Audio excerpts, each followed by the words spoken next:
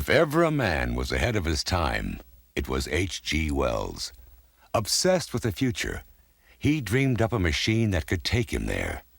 His ideas were shockingly advanced, especially about sex, ideas he attempted to live out in 2 marriages and countless affairs. His ideas were also highly prophetic, especially his ideas about the crisis looming over the future of man. Today, man is successfully probing deep into the mysteries of the universe. Can he penetrate the greatest mystery of all, time itself? H.G. Wells will always be known as the author of The Time Machine, The War of the Worlds, and other disturbing fantasies that laid the foundation of modern science fiction. Writing at the end of the 19th century, he was among the first to see and understand the shadow of disaster hanging over the 20th century. The very new and very real possibility of complete destruction for the earth and mankind. He was a spectacular, dominating figure for more than 40 years, one of the most famous and charismatic writers of his time, an acclaimed novelist, historian, futurist, social critic, and pioneering champion of sexual freedom and women's rights. But most of all, H.G. Wells was a prophet torn between a 20th century vision of catastrophe. He forecast the atom bomb and both world wars, and a belief in the utopian, evolutionary promise of man. Which shall it be?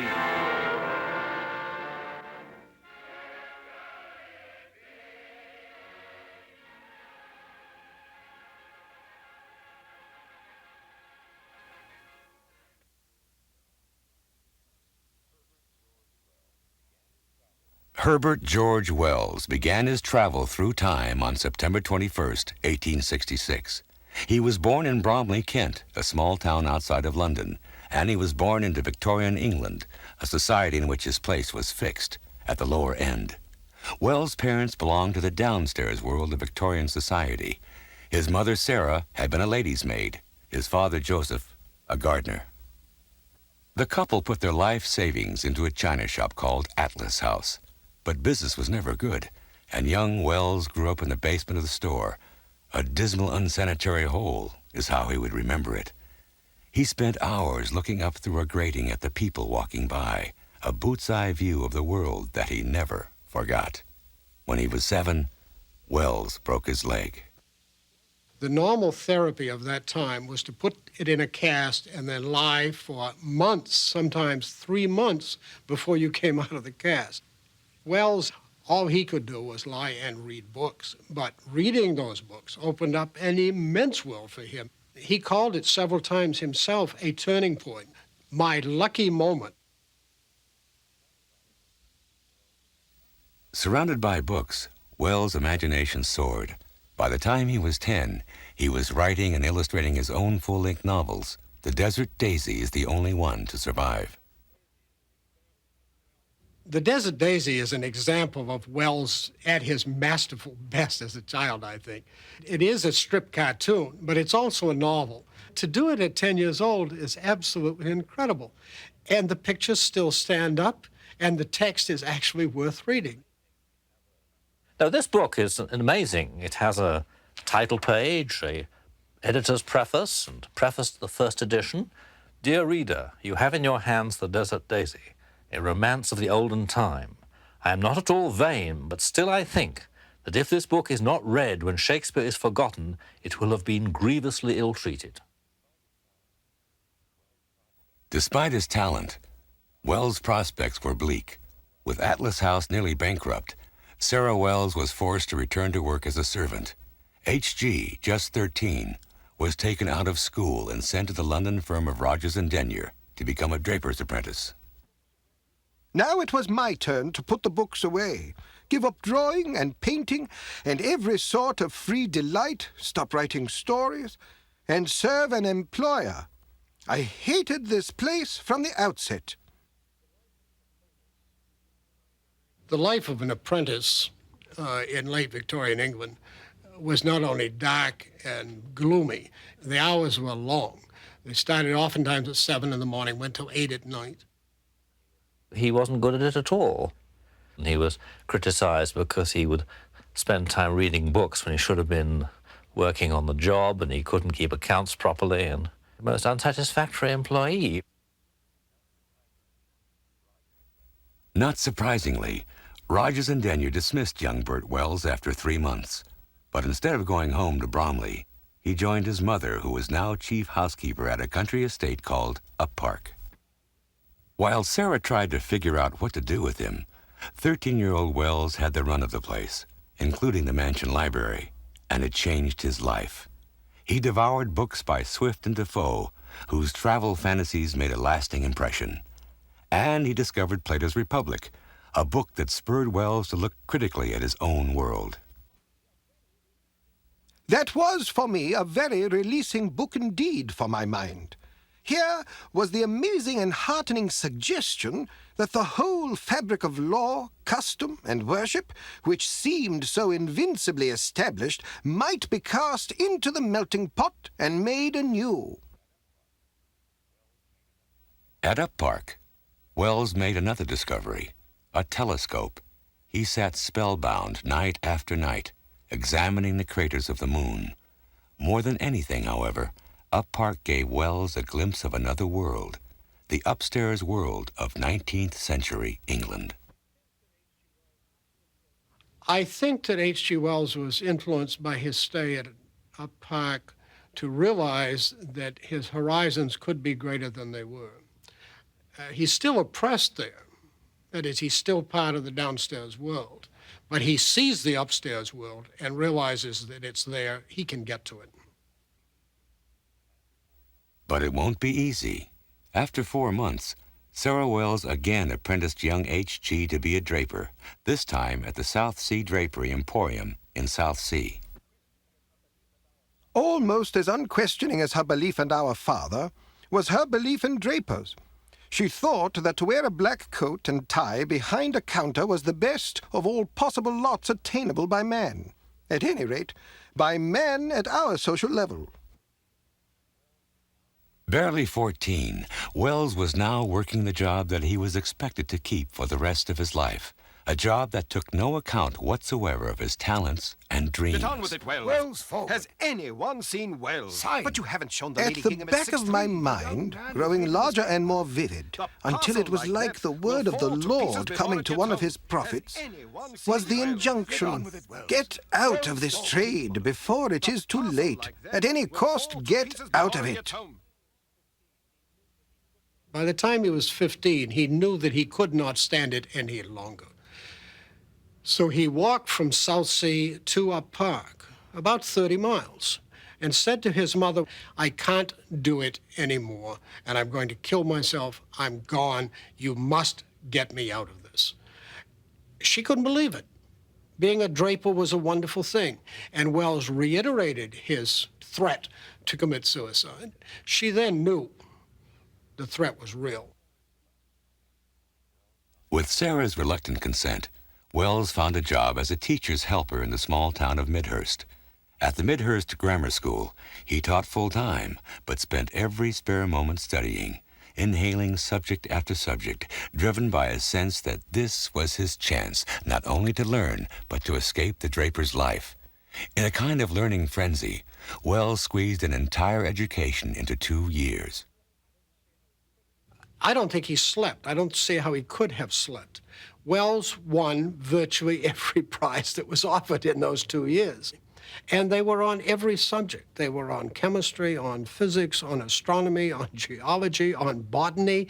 Anything you name, he took the test, he won the prize, and pocketed the money. Wells capped it off by winning a university scholarship to study in London. What had seemed like an impossible dream had become reality.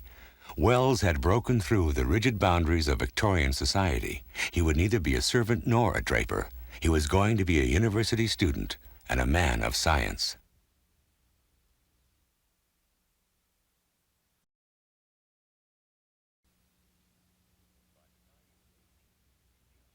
By the time he was 18, H.G. Wells had come a long way from the downstairs world of his servant parents to the heady possibilities of science and university life. The day I walked across Kensington Gardens to the Normal School of Science and went to the biological laboratory was one of the great days of my life.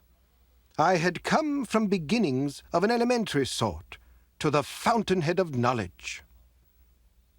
Wells' years in college were the most stimulating and important of his intellectual life. His teacher, Thomas Huxley, was one of the great lights of British science and a fearless defender of Charles Darwin. We know of Huxley today because he was the man who told us what Darwin meant. It was called Darwin's bulldog, in fact, because he constantly defended him everywhere. And Wells found sitting in the classroom, watching him dissect a rabbit, listening to him talk about science, and listening to him talk especially about the impact of Darwin, that our species was a product of a long series of evolution, that we were just a species in the long history of the world. Darwin's theory of evolution had a profound impact on young Wells. He was fascinated by the questions it raised about the animal species known as man, the evolutionary possibility of extinction, or creative adaptation and survival. The future especially intrigued Wells. His first published work, appearing in 1887 in a college journal he helped found, was called A Tale of the 20th Century. Once again, 10 years after Wells had written The Desert Daisy and other boyish novels, writing caught his imagination and stirred his dreams. Wells fantasized writing books, grandiose books that would solve the problems of the world, a dream he illustrated in a letter to a friend. After college, he found work in London as a journalist, exploiting his science background to explain the new discoveries and inventions that were transforming the city. He worked hard, holding down 2 teaching jobs and writing full-time. By 1891, Wells was supporting his mother, who had been dismissed from Up Park, and his father, unemployed since the china shop went under. Little Bertie riding away for dear life to get little things for all his little people, he wrote, in an illustrated note to his parents. And Wells had someone else to support as well, his cousin Isabel, whom he had met and fallen in love with while still a student. After a 7-year wait, they married in 1891. The marriage was a bitter disappointment, foundering immediately on that most Victorian of battlegrounds, sex. Wells, the rebel, was full of unashamed sexual feeling. Isabel was not. My imagination had exaggerated the joy of embracing a woman until it became maddeningly desirable. Isabel was my primary fixation. All the cloudy drift of my desire centered on her. But for Isabel, love-making was nothing more than an outrage inflicted upon reluctant womankind. The relationship is strong to begin with, but Isabel then takes on the Victorian role that he was fighting against. She's acting now like a Victorian China doll. He isn't going to take on those Victorian moralities. In fact, he's already said they're gone. He doesn't want that world. In fact, he's going to do all he can to destroy it. Overworked and overwrought, Wells began coughing up blood and had a physical breakdown in 1893. Diagnosed with TB, he spent weeks in bed. He entertained himself by writing and illustrating letters, many of them to a pretty science student named Amy Catherine Robbins. Like Wells, Miss Robbins was in full revolt against Victorian society, and the two were drawn to each other as allies in their fight against a narrow life. In December 1893, 2 years after he had married Isabel, Wells left his wife to live with Amy Catherine. Unmarried, they lived as man and wife, taking on Victorian society as well as their own scandalized families. Robbins' brothers visited Wells and threatened to beat him up if he didn't marry their sister. My grandmother ran away with my grandfather.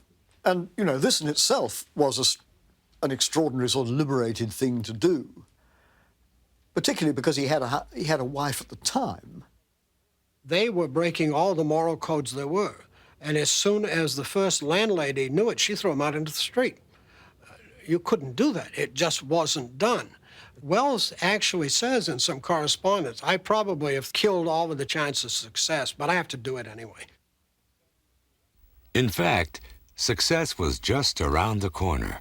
Wells' first book, a textbook of biology, was published in 1893.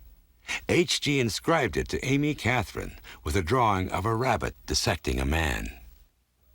Buoyed by his success, Wells decided to take a daring chance. He put aside his journalism to work on something he called his peculiar treasure, a book about a machine that no one had ever imagined before, a machine that could travel through time.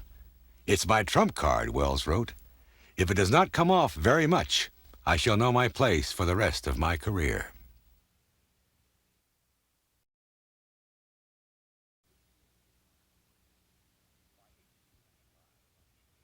By 1895, H.G. Wells had been working on a novel about time travel for 7 years. A first draft called The Chronic Argonauts appeared in the Science School's Journal in 1888. 6 drafts later, now calling it The Time Traveler, he found a publisher. "Please type in your best style," Wells, in a buoyant mood, wrote on top of the manuscript. The Time Machine, as it was finally called, was an enormous success. Wells received only £100 for the book, but his reputation was made. The novel was unlike anything that had been written to that time, a blend of speculative science and intense imagination, a science romance, as Wells called it. I'm afraid I cannot convey the peculiar sensations of time traveling.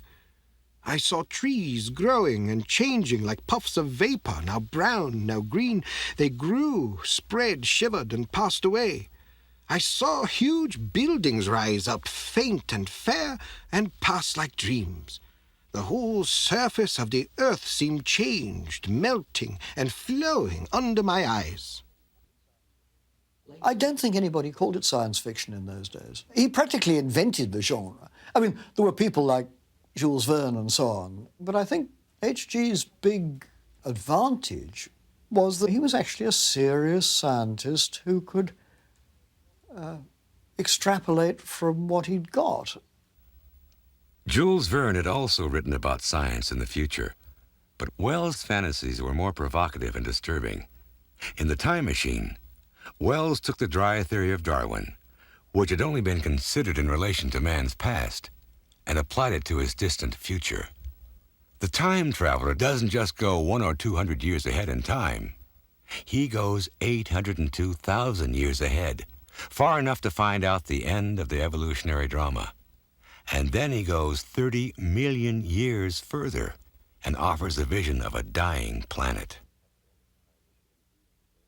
At the end of The Time Machine, you go to Entropy Beach, if you will, where all we see is a red sun and a few crab-like creatures flopping around, and this is the end of history. And yet the time traveler comes back. The focus of that novel is really the present, and there is a sense that, you know, even though we know the end, we can still go on and face it, and maybe we can beat it. Wells followed The Time Machine with a dazzling creative spree, writing a series of books over the next 5 years that established the archetypes of modern science fiction: The War of the Worlds, The Island of Dr. Moreau, The Invisible Man, The First Men on the Moon. The major scenarios of science fiction were really invented by Wells. The Time Machine, time travel, War of the Worlds, Alien Encounter, The Island of Dr. Moreau, an extension of the scientist theme. I really don't know any other writer, be it Cervantes or Shakespeare. They all worked according to models that were well known in their culture, but Wells invented models. It's an astounding feat of the mind. And of the will. Wells worked feverishly during these years. He depicted himself in one of his drawings as the head of a kind of writing factory, dropping pages down to Amy Catherine, to the editors, to the critics. Helping him through it all, Amy Catherine. They were very close and worked as a team, cycling through London and the surrounding countryside together, marking locations for the Martians to destroy in War of the Worlds. She became his most trusted critic, and Wells awaited her verdict on everything he wrote. They married after Wells divorced Isabel in 1895, and they collaborated, as Wells put it, in the invention of a human being, Their son, George, born in 1901. Another son, Frank, was born in 1903. By that time, Wells was prosperous enough to build a home, and his mother, who was sick, moved in with him. Despite H.G.'s success, she was never quite convinced that he hadn't made a big mistake by spurning the respectable life of a drapery clerk. There's a marvellous story that he went back to his mother and said, look, you know, I made 50 quid writing. She said, oh, but Bertie, I do wish you'd taken a regular trade. And it wasn't until he started accumulating serious money and building a house and things like that that she really finally gave up. In The Time Machine, Wells had looked into the future and caught a vision of a dying world. In 1900, he turned to the other side of the Darwinian equation, to the evolutionary changes man would have to make in order to survive. In a series of highly influential prophetic books, Wells described and crusaded for the necessary new world. His core idea was that technology had created a single world, that war from now on would be global, with the potential for global destruction, and that peace and the planet could therefore only be ensured by the evolution of a world society, an enlightened world state. Wells invented the term world state. People didn't know what the term meant. He projected it, talked about it. Today we think about it all the time, but it's because he put it there with his writings. Wells continued to write fiction, but he put aside his science fantasies in favor of autobiographical novels about the downstairs world from which he had escaped. Forgotten today, books like Kipps and Love and Mr. Lewisham were as famous as The Time Machine, and Wells was hailed as a second Dickens. He was thought of as the voice of modern British fiction. His writing was more widely read than any other single individual in his time. Wells was also writing groundbreaking novels about sexual freedom and women's rights. In books like The Passionate Friends and Anne Veronica, he drew shocking portraits of women who rejected marriage and refused to hide their own sexuality, portraits that helped create a generation of feminists. In Anne Veronica, to read about a young woman at 18 saying to hell with her father and going off to live in London with an older man and then eventually junking him too. I mean, come on. In Wells's own time, it was his achievement in this area that was as important as the science fiction before. The women of his time, all the rest of their lives, talked about what reading H.G. Wells had done for them. But Wells was at his most daring and radical when it came to sex. His essays and novels on the subject would have raised eyebrows in the 1960s, attacking the patriarchal family, advocating birth control, describing sex of the future as a form of refreshment for men and women both. Wells was interested in threesomes and foursomes and whatever it would be. He simply said that the institution of marriage and the institution of all the various sacraments were bunk. I mean, he just simply said, let's throw these things out. Let's go directly to love. Love is an impulse. It's an attraction between two human beings. Most shocking of all, Wells was living out his ideas. His marriage with Amy Catherine was successful in every area but sex. Like his first wife, Isabel, Amy Catherine was sexually distant, especially after 2 painful childbirths. To save the marriage, they agreed on what Wells described as a modus vivendi. The agreement was that he, in fact, could have other relationships with other women. He could have his passades, but he had to come home to her. He had to come home and spend the weekends with her. He had to be Jane's Bertie, as it were, when he came home. Jane really tended to say, look, not sure that I'm really as enthusiastic about this sex thing as you are, but if you must do it, I'm not going to stand in your way, provided you don't do it underhand and you let me know what's going on. I think she was a very modern woman. In his memoirs, Wells described himself as a Don Juan among the intellectuals. He had innumerable affairs: novelist Rebecca West, writer Violet Hunt, Countess Elizabeth Van Arnhem, birth control activist Margaret Sanger, novelist Dorothy Richardson, and a young student, the daughter of a prominent socialist, Amber Reeves. Well, at first blush, when you look at H.G. Wells and Amber Reeves, you think, my God, he's nearly 50 and she's 19. This doesn't make much sense at all. Except Amber Reeves is the new woman. If he had been Pygmalion constructing her, Amber Reeves would have been the person he constructed. She was there for him because she was what he was writing about. Acting like a heroine from one of Wells' novels, Reeves declared her love for him in a field, and the two proceeded to enjoy what Wells described as days of insatiable mutual appreciation. When she became pregnant, the scandal was enormous, but Wells refused to end the affair or even hide it. Every week they would walk together, she visibly pregnant, through Hyde Park. Amy Catherine knew everything, was on good terms with Amber, and bought clothes for the baby. Eventually, Amber married an old friend, a kind of cover-up husband, and Wells continued to see her until 1912. "I'm afraid I behaved rather scandalous, but know how mean," he wrote a friend. "Believe everything scandalous and nothing mean."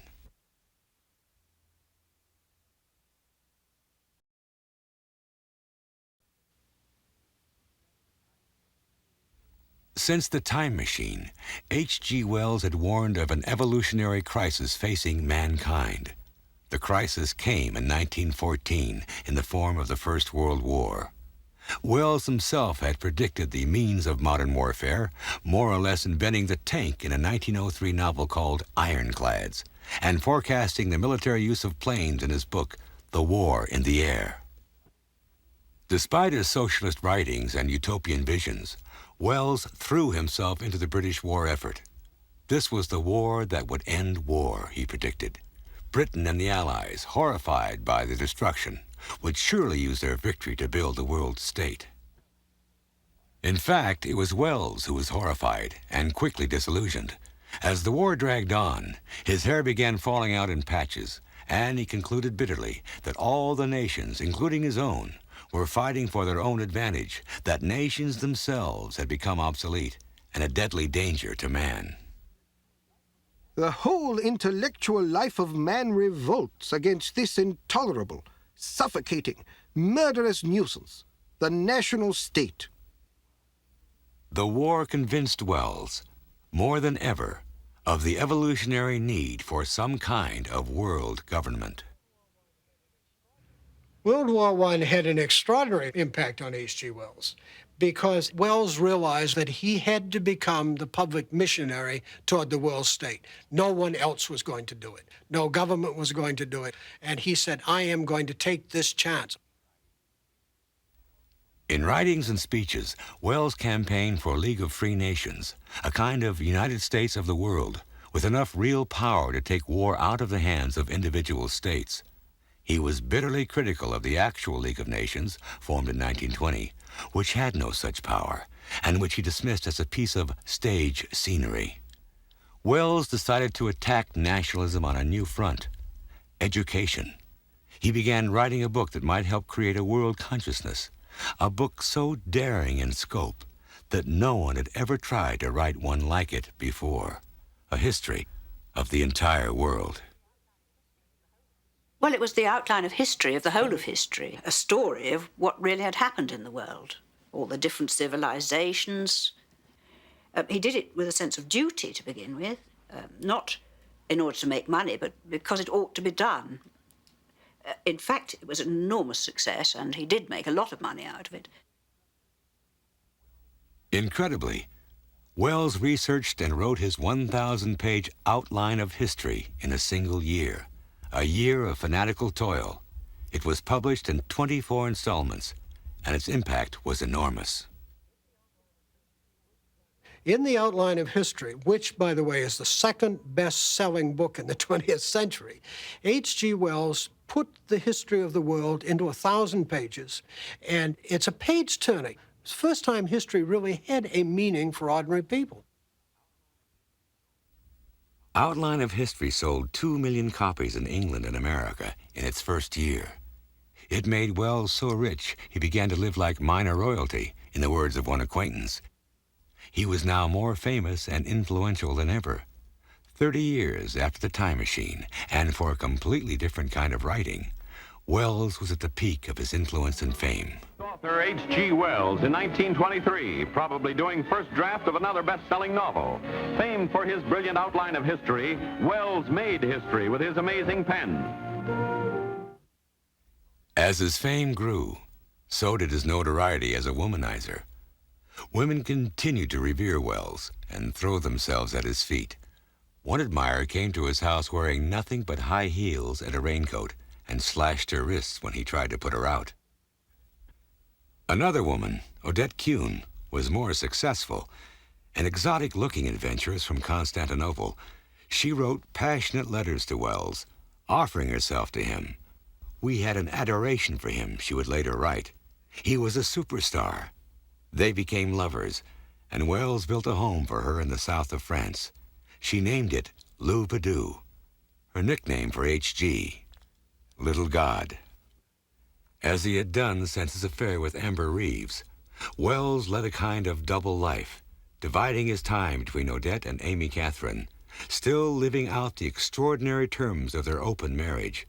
Amy Catherine knew all about Odette and H.G., and even bought housewarming gifts for their home in France. She got rather a rough deal from H.G.'s philandering around the place. In fact, I think all the evidence is that she didn't terribly mind. They were a surprisingly close-knit couple, although H.G. from time to time took up with other people. Wells was with Odette on May 10, 1927, when he got a telegram informing him that Jane had cancer. Her death, 5 months later, was devastating. Despite H.G.'s infidelities, their bond had been very strong, going back all the way to the years before The Time Machine, when Amy, or Jane as he preferred to call her, was the other woman, and their romance was a scandal. When Jane died, I believe H.G. Wells came to the realization, for the first time perhaps, what she really had meant to him. She had been the first woman to love him back in an equal kind of way. The rest of his life, working toward the Wells state, is a life which doesn't have the personal, intense quality that his life before. Jane's death was profoundly important and difficult for him to deal with.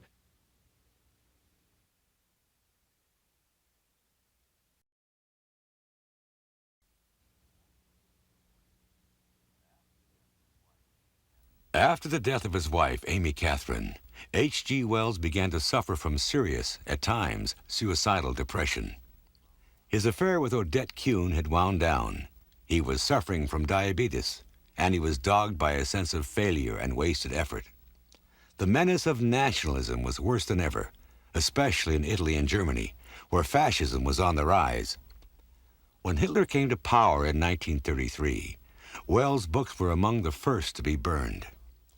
One book the Nazis tossed into the bonfire was The Shape of Things to Come, a fiercely futuristic novel that was made into a movie in 1936.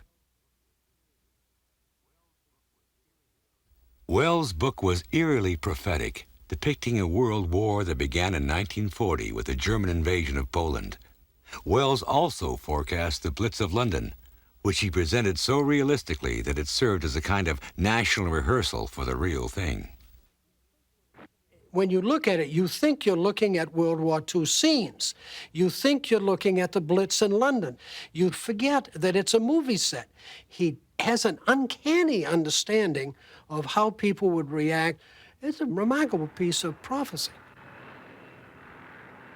Things to Come also brought to life Wells' vision of a futuristic world state, run by an enlightened elite and strewn with spectacular technology. Just months after the movie premiere, Wells celebrated his 70th birthday. By now the grand old man of English letters, he was feted at a gala party surrounded by friends, family, former lovers, and literary colleagues. Wells couldn't quite accept the fact that he was 70 years old, that his travel through time was winding down. I feel like a little boy at a lovely party who has been given quite a lot of jolly toys and who has spread his play about the floor. Then comes his nurse. "Now, Master Bertie," she says, "it's getting late. Time you began putting away your toys." But I don't want to go. I hate being 70. Few of my games are nearly finished, and some, I feel, have hardly begun. We interrupt our program of dance music to bring you a special bulletin. At least 40 people lie dead. Martian cylinders are falling all over the country. On October 30th, 1938, rioting broke out across the eastern United States when Orson Welles broadcast a radio adaptation of H.G. Wells' War of the Worlds. The Halloween radiocast announced in news bulletin style that Martians had landed in New Jersey and were killing people with a heat ray. H.G. Wells was amused, though not surprised, by the spectacle. Orson Welles' radio program produced a furor and a panic in the United States that Wells thought was deliciously ironic because it was exactly what he had predicted when he wrote The War of the Worlds. He described a complete public panic. And of course, that happened in the United States on the next day. At a radio station in Texas the following year, H.G. met Orson Welles. They discussed War of the Worlds and the coming World War. You aren't quite serious in America yet, and the consequences you can still play with ideas of terror. Mr. Wells's future is suddenly upon us. And we are living right now in that famous H.G. Wells future. When Wells returned to London, World War II had already broken out. He stayed in London throughout the war, in an apartment next to Regent Park, and insisted on taking his turn patrolling for fires during the Blitz. He was fairly bloody-minded. He didn't see any reason why he was going to be pushed out of London by Adolf Hitler, so he lived in Regent's Park in the middle of London, and from time to time the bombs blew his windows out. My mother told me the carpenter kept having to come to mend the front door, which was a great big one. A lot of the V2s, I think, landed on the Regent's Park, which was just opposite, and the door kept blowing in. H.G. Wells remained in London during the Blitz and during the V-bombs because he thought it was the way a British person ought to act under stress. And he was well aware of the rich and the wealthy going to their country homes, and he wanted to call attention to that. Living in the epicenter of a world war he'd been warning against for a lifetime, Wells continued to sound the hopeful note. America, Russia, and the British system, if they took possession of the air, as they are quite capable of doing, nothing could withstand them. They could take the air out of politics, out of international affairs, and lay the foundations for a world peace that would endure forever. His last crusade was for a universal declaration of the rights of man, a document that he wrote and that eventually became a cornerstone of the United Nations. All my books, from The Time Machine on, insist on the insecurity of progress, the possibility of human degeneration and extinction. I think the odds are against man, but it is still worth fighting for. That was the courage of H.G. Wells. He saw all of these things very clearly. In fact, as a writer, depicted them probably in the most austere and stark fashion imaginable. But then he went on to believe in human reason, which is incredible. Privately, Wells was not holding up so well. He was tormented by a bitter sense that he had failed, and that the world had failed. Finding him alone in a corner at a party, a friend asked Wells what he was doing. "Writing my epitaph," he replied. "God damn you all. I told you so." I think he got a bit depressed in his last few years because, you know, all those idealisms about spread of socialism went sour. And people getting better educated and being more sensible as a result, that went sour. The whole belief that the League of Nations was a fine, hopeful thing, that went down the drain. Many of the things that he actually had faith in had gone bad on him. With the revelations of Auschwitz and the bombing of Hiroshima, Wells drifted towards despair. The opening up of the concentration camps and the total inhumanity of our species to others, these were the worst culminating events for H.G. Wells, because he thought that we hadn't learned anything. Wells himself had predicted the atom bomb, describing it in remarkable detail in 1914 in a novel called The World Set Free. The book actually played a small role in the development of the bomb, convincing Leo Szilard, a key member of the nuclear team, that splitting the atom was possible. For Wells, the use of the A-bomb seemed to answer the question that had haunted him since the time machine, the evolutionary question about the destiny of man. After Hiroshima, he painted a mural behind his apartment, showing the forms of life from dinosaurs to humans. Under the figure of man, Wells wrote, "Time to go." With the period to be estimated by weeks and months rather than by eons, there has been a fundamental change in the conditions under which life exists. The end of everything we call life is close at hand and cannot be evaded. It is going clean out of existence, leaving not a wreck behind. Still, like the hero in the time machine, Wells behaved as if it were not so. Dying of liver cancer, he went outdoors for the last time on August 13th, 1946, to vote. He died 3 weeks later at the age of 79. The memorial service reflected his life. Virtually everyone who had been part of his life was there. Legitimate children, illegitimate children, grandchildren, old girlfriends. Rebecca was there.